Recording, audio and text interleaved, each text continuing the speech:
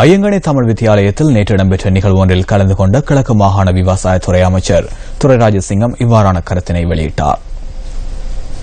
போர்க்குற்றம் என்பது விசாரிக்கப்பட முடியாது, விசாரிக்கப்படக்கூடாது என்று சொன்னவர்கள் இன்று போர்க்குற்றம் விசாரிக்கப்பட வேண்டும் என்ற நிலைமைக்கு வந்திருக்கின்றார்கள். விசாரிக்கப்பட வேண்டும் என்பதிலே இப்பொழுது ஒவ்வொரு விதமான கருத்துக்களை சொல்லுகின்றார்கள். உள்நாட்டு வெளிநாட்டு பொறிமுறையிலா, உள்நாடும் வெளிநாடும் கலந்த பொறிமுறையிலா என்றெல்லாம் பல்வேறு ஊகங்களும் இவற்றுக்கு ஒவ்வொன்றுக்கும் எதிரான கருத்துக்களும் இங்கு அன்றன்று சொல்லப்பட்டுக் கொண்டிருக்கின்றன. ஆனால் நாங்கள் கோருவதெல்லாம் நீதியான ஒரு விசாரணை வேண்டும். நீதியான விசாரணை என்பது சர்வதேச தரத்திலான விசாரணையாக இருக்க வேண்டும். அந்த சர்வதேச தரத்திலான விசாரணையை இலங்கையால் வழங்க முடியும் என்றால், அதனை சர்வதேசம் அங்கீகரிக்கும் என்றால் யாருமே அதற்கு தடையாக இருக்கப் போவதில்லை.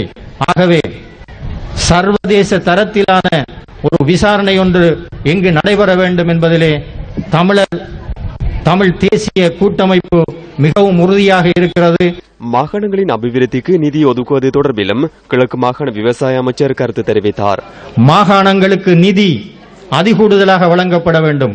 இங்கு என்ன தேவைகள் இருக்கின்றதோ அந்த தேவைகளை நிறைவு செய்வதற்கு ஏற்ற விதத்திலே மத்திய அரசு மாகாணங்களுக்கு, குறிப்பாக வடக்கு கிழக்கு மாகாணங்களை விசேட அழகாக எடுத்துக்கொண்டு இங்கு அதிகூடிய நிதியை சென்றடையக்கூடிய ஏற்பாடுகளை இந்த அரசு செய்ய வேண்டும். மாகாணங்களுக்கு முழுமையான அதிகாரமும் அவற்றின் மூலம் எங்களுடைய மக்களை நாங்கள் முன்னேற்றுவதற்கான செயற்பாடுகளையும் செய்வதற்கு மத்திய அரசு எங்களோடு கைகோர்த்து நிற்க வேண்டும் என்ற கொழும்பில் நேற்று இடம்பெற்ற நிகழ்வில் கலந்து கொண்டு அமைச்சர் மனோ கணேசன் நாட்டில் இடம்பெறும் பிரச்சனைகள் தொடர்பில் இவ்வாறான கருத்தினை வெளியிட்டார்.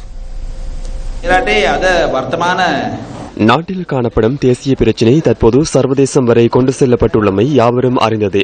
எமது பிரச்சினை தொடர்பில் அமெரிக்காவிலோ ஜெனீவாவிலோ டில்லியிலோ கதைப்பது தொடர்பில் நாம் மகிழ்ச்சி அடைவதில்லை. எமது பிரச்சினைகளை எமக்கு நாட்டிற்குள் தீர்க்க முடியாது போனது யாருடைய தவறு? இந்த பிரச்சினை எப்போது உருவானது என்பது எல்லோருக்கும் தெரியும். மொழி பிரச்சினை காரணமாகவே இது உருவானது. அது இன்னும் முற்றுப்பெறவில்லை. மொழி பிரச்சினை தற்போது வேறு பக்கம் சென்றுள்ளது. நாம் நாட்டில் உள்ள மொழிகள் தொடர்பான கொள்கையை அமல்படுத்தும் பட்சத்தில் தேசிய பிரச்சினை என அடையாளம் கண்டிருக்கும் பிரச்சினையின் சிறு பகுதி கூட எஞ்சியிருக்காது. அந்த சந்தர்ப்பத்தில் எமது பிரச்சினையை சர்வதேசத்தில் கதைக்க வேண்டாம் என எமக்கு அப்போது கூற முடியும். එනිසා එතකොට අපිට කියන්න පුළුවන් මේ රටේ ප්‍රශ්නේ අපේ ප්‍රශ්න ජාතික ප්‍රශ්නේ කියන අපි අතුරු කතා කරගමු පිටේ කතා කරන්න එපා කියලා.